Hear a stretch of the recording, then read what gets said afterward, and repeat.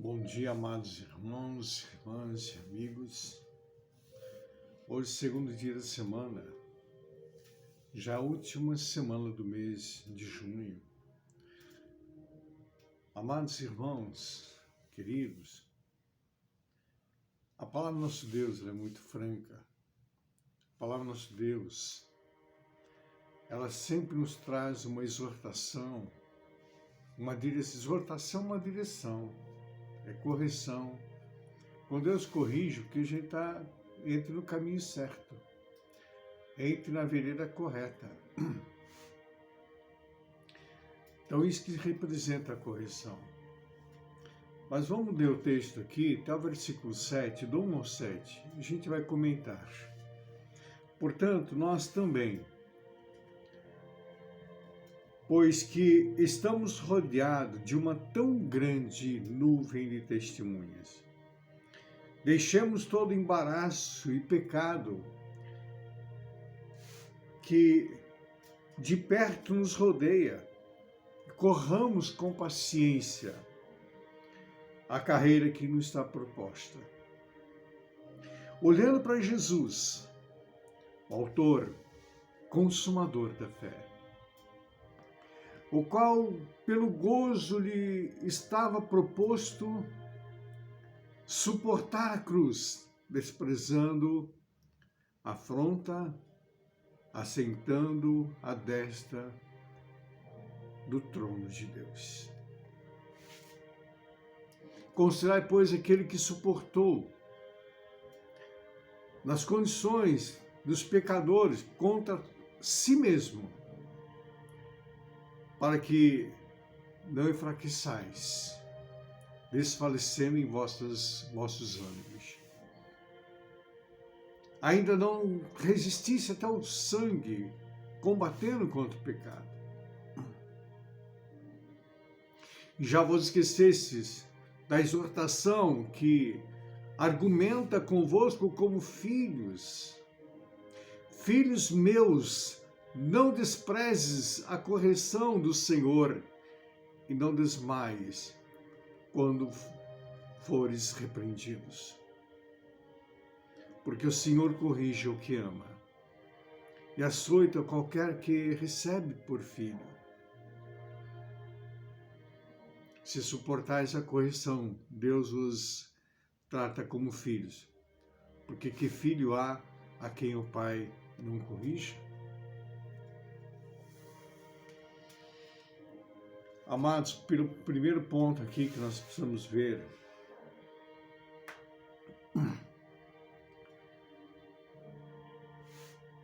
que nós estamos aqui rodeados de uma tão grande nuvem de testemunho.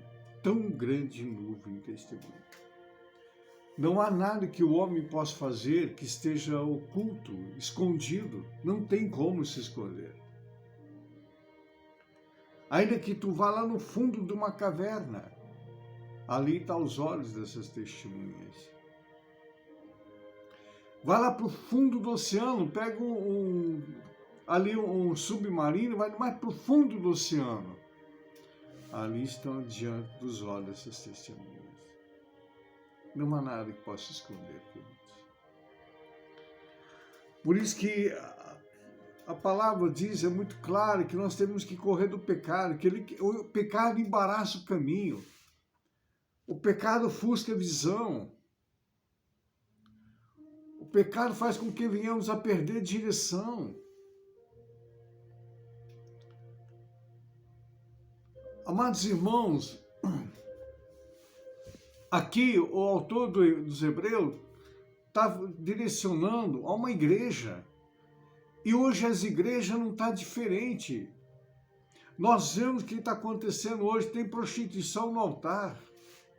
Pastores, pessoas que fazem o louvor, que se prostituem. Alguns que se sentem dono da igreja, a igreja não tem dono. Jesus é o cabeça da igreja. Outro faz merchandise da igreja. Infelizmente, hoje tem muita merchandise da igreja. Não sou contra dízimo e oferta, ao contrário, eu prego dízimo e oferta. Sou a favor, sou dizimista, sou ofertante. Mas hoje fazem muita merchandise. Se enriquece à custa daqueles que estão necessitando. É como tirar o doce da boca de uma criança. Cuidado, querido, cuidado. Tomar muito cuidado. E Jesus, ele já nos alertou para esse tempo. Já estava acontecendo aqui nessa igreja, quando o autor se direciona à igreja aos hebreus, hoje para nós. E ele diz assim, olhando para Jesus, nós não podemos desviar o nosso olhar nem para a direita nem para a esquerda, que não importa a situação que você esteja vivendo, não importa as dificuldades. Talvez tu está diante de uma causa impossível aos olhos humanos, impossível da medicina, impossível a qualquer, mas não é impossível para Deus. Não é impossível. Eu sempre me lembro quando trabalhava na roça, então a gente passava a carpideira na roça, o arado era com animal, tu não podia tirar os olhos, porque se desviasse para a direita e para a esquerda, o animal saía fora e arrancava o que estava plantado, ou saía fora do risco. E Jesus alertou isso. Aquele que coloca a mão no arado e olha para a direita, para a esquerda, olha para trás, não está apto para o reino, você não está treinado ainda, é preciso treinamento. Para herdar o reino de Deus, querido, não é conhecimento, é treinamento. Assim como para assumir crescer ali como militar, ser um cabo, ser um sargento, ser um tenente, é preciso treinamento. Para ir para uma guerra é preciso treinamento. E nós estamos numa guerra espiritual, querido. É necessário treinamento. Faz necessário treinamento. E ele continua aqui, ó, eu vou concordando, porque é muito profundo isso. Considerai, pois, aquele que suportou as contradições do pecado contra si mesmo, para que não enfraqueçais, desfalecendo em vossos ânimos. Nós não podemos nos enfraquecer nessa guerra, nessa luta. Jesus suportou isso por nós. Ele suportou. Não existe situação que eu e tu venhamos passar que Jesus não passou, querido.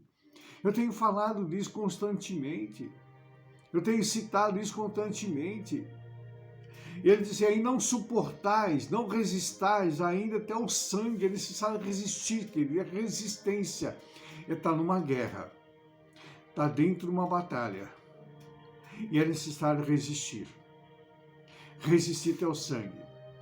Numa das batalhas de guerra que Davi estava ali, teve um dos seus maiorais ali, que a guerra, a luta foi tão grande, que a mão dele, a espada na mão dele grudou, porque sangrou a mão. Sangrou e secou o sangue na mão, a espada ficou grudada, não desgrudava, virou uma cola. É exatamente isso, queridos. Nós temos que suportar até o sangue contra o pecado, que bate a porta. Bate a porta. Gênesis capítulo 4, versículo 7. Quando Deus chama a atenção de Caim. Deus chamou a atenção de Caim. Dizendo para ele assim, olha, o pecado jaz à porta, compete a ti. Compete a ti suportá-lo. Não é Deus que vai nos livrar do pecado, é nós que temos que ir contra isso, querido. É nós. E ele continua, é muito longo esse texto, eu fiz um texto muito longo, agora vou escorrer um pouco. Já vos esqueceste da exortação que argumentais convosco, como filho. Deus exorta aqueles que são filhos. Todos não é filho, pastor? Não. Só aqueles que já tenho falado isso várias vezes, vou repetir até entrar no teu coração isso. Só aqueles que aceitam Jesus como Senhor e Salvador da sua vida, que se dedica ao Senhor, faz uma decisão por Jesus, não é por uma religião, faz uma decisão por Jesus e submete ao batismo. Batismo representa a morte. Eu morro com Cristo, me ressuscito com Cristo nas regiões celestiais. Batismo é isso, querido. Eu aceitei Jesus, mas tu não passou pelo batismo, não tem um novo nascimento. Ainda é um filho pela metade, porque não tem o carimbo. O batismo é o carimbo de ser filho. Ser batizado tem o carimbo. Eu sou filho de Deus. Eu sou filho de Deus. Então isso que Deus corrige. São esses qual Deus corrige. Porque o Senhor corrige o que ama e açoita qualquer que recebe por filho. Não é que Deus não ama todo mundo, querido. João 3,16 diz que Deus amou o mundo, amou todos.